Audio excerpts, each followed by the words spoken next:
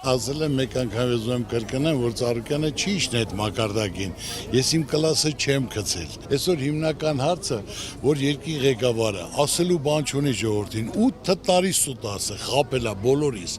ինչ որ ասել է հակառակա եղել 8 տարվա մեջ, պատերազմ հրահրելով, պարտություն կրել ենք, պարտվել ենք, հողերը կորցրել ենք, զոհերը տվել են, վիրավորները կան, մեր գերիները բակվում են, ու այսօր այդքան ասելով խաղաղություն ենք բերել, դա փոխարեն մի հատ էլ տնտեսական պատերազմ Ռուսաստանի նատակից չեն կարող սուտ ասելով, եթե երկրի ղեկավարը այսօր 8 տարի ղեկավարում է,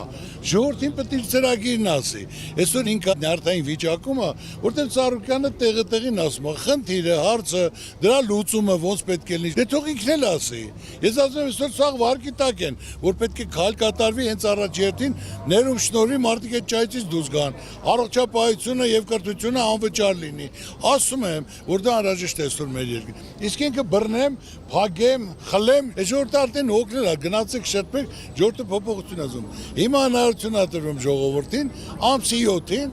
ընտրություն կատարելու։ Ինչ երկիր է ուզում կամ բռնող, դաշնաման կատելություն սեփնավորելով կամ զարգացող, կառուցող, բարիություն, հաշտություն, համերաշխություն վերող մարդին։ Ժողովրդի ցավը տանեմ, իրենք են ընտրելու այն, ինչ որ ցանկանում են վաղը տեսնել։